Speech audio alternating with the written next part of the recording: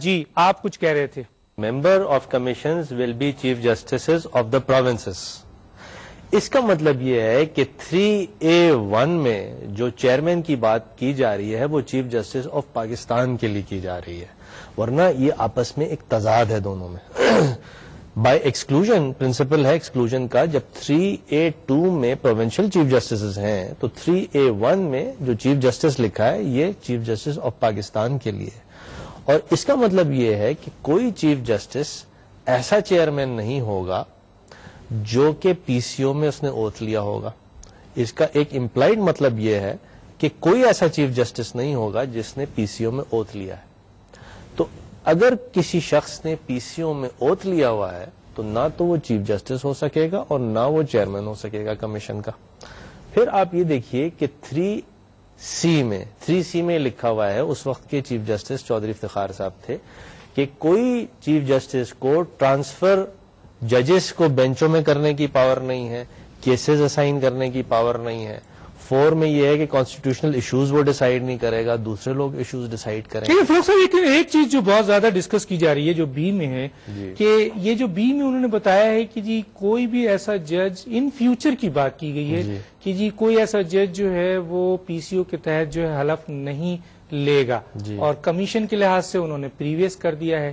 تو کیا اس وقت جب چودھری افتخار موجود تھے اور وہ پی سی او کے جج تھے, چند جج موجود تھے, تو کیا آپ نہیں سمجھتے کہ اس وقت وہ آرٹیکلز میں یہ سمجھتے تھے کہ چودھری افتخار کیونکہ پی سی او والے جج ہیں اور ابھی موجود ہیں چیف جسٹس, اس لیے انہوں نے فیوچر کی بات کی, انہیں یہاں سیو کرنے کی کوشش کی؟ نہیں, سیو نہیں, یہ تو ان کو ہٹ کیا ہے انہوں نے. 3A میں جب انہوں نے یہ کہا کہ جو چیف جسٹس ہوگا وہ ایسا ہوگا جس نے پریویسلی پی سی او میں اوتھ نہیں کمیشن کا, لیکن ساتھ ساتھ چیف جسٹس بھی کہا, تو اس کا مطلب یہ ہے کہ چیئرمین جو ہے کمیشن کا وہ آدمی نہیں ہو سکتا جو کہ چیف جسٹس ہو اور جس نے پی سی او میں اوتھ لیا ہے.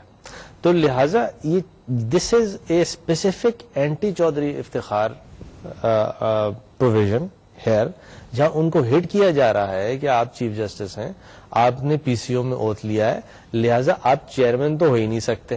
اور ساتھ ساتھ آپ چیف جسٹس بھی نہیں ہو سکتے کیونکہ چیئرمین جو ہے وہ چیف جسٹس ہوگا. اچھا یہ بتائیے جو آپ کی گفتگو تھی, میں صرف اتنا پوچھنا چاہتا ہوں کہ آپ نے بہت اچھی بات کی کہ ایک ڈکٹیٹر کو پیدا کیا گیا, اس نے رول آف لا کو توڑا, اس نے پاکستان کے آئین کو توڑا, اس نے بہت خرابی کی, لیکن اس کو جو سپورٹ تھی سپریم کورٹ کی, جو سپریم کورٹ کی طرف سے ان تمام غلط اقدامات کو سپورٹ دی گئی, تو وہ سپورٹ جس نے دی ہے وہ قابل معافی ہے؟ قطع نہیں ہے, وہ تو سارے مثلا یہ طے ہوا کہ جو رول آف لا کو توڑ رہا ہے وہ بھی مجرم ہے, اور جو رول آف لا کے توڑنے والوں کو تحفظ دے رہا ہے وہ بھی مجرم ہے. دیکھیں مگر جو بات آپ نے کی اس میں ایک اور بات بھی ہے. دیکھیں اس کا کہیں تو جا کے اختتام ہوگا نا, مثلا معافی مانگ لے تو بات ختم ہو جائے گی. اختتام انہوں نے معافی نہیں مانگی, انہوں نے اس کو نہ کر کے آگے جا کے اور وہ کسی نے نہیں کیا. آپ نے بالکل, میں یہاں پہ آپ سے پوچھنا چاہتا ہوں, متحدہ قومی ملت پاکستان کی تیسری بڑی سیاسی جماعت ہے, اور اگر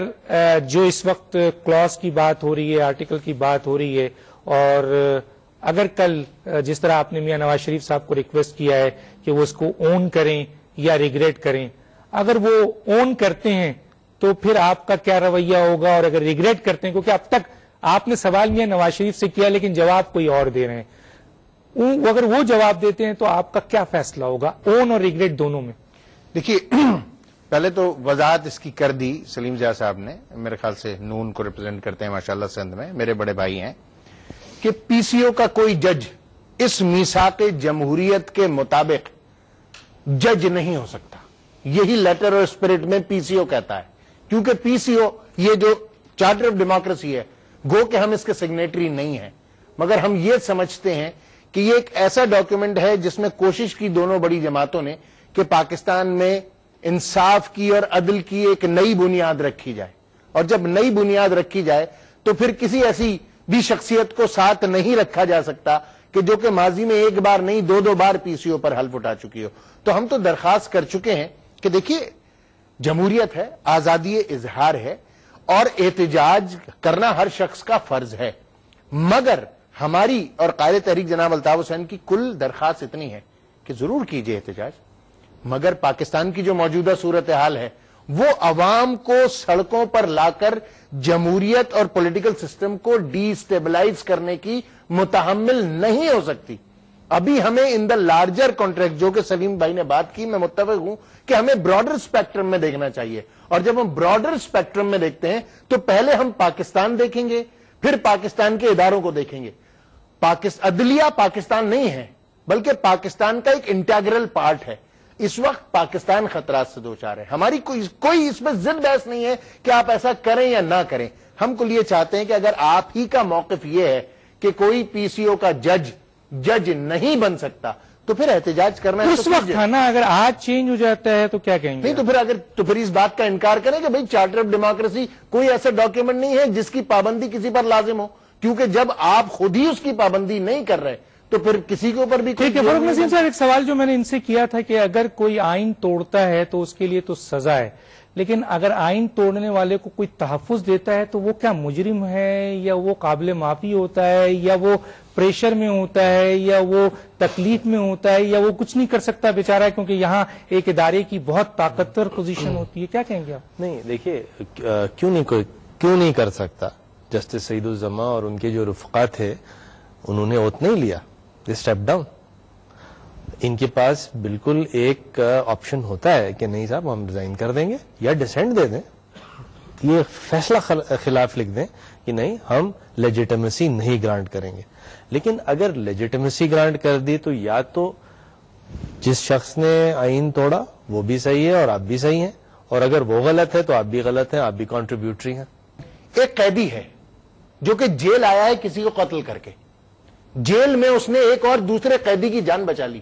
تو کیا وہ قتل کی سزا معاف ہو جائے گی؟ قانون کیا کہتا ہے؟ قانون فروغ صاحب کیا کہتا ہے؟ میں تو دیکھیے پہلے یہ گزارش کر چکا ہوں کہ وہ کنٹریبیوٹری ہیں، یا تو ہر جرم کی اپنی سزا ہے، ہر جو بھی جرم کرتا ہے اس کی سزا اپنی اپنی، یا تو وہ جرم نہیں تھا جس کو لیجیٹمائز کیا گیا کیونکہ لیجیٹمائز ہو گیا، لیکن اگر جرم ہے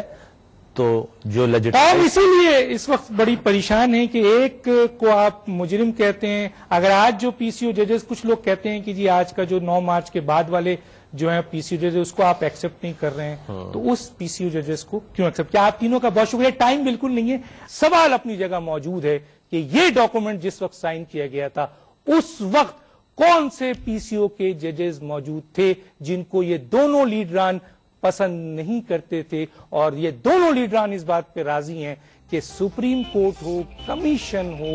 ہائی کورٹس ہو، مستقبل کے ججز ہوں، پی سی او کا جج نہیں ہونا چاہیے۔ فیصلہ آپ کے ہاتھ میں، وقت ختم ہو جاتا ہے۔ ڈاکٹر دانش کو اجازت دیجیے، اللہ حافظ۔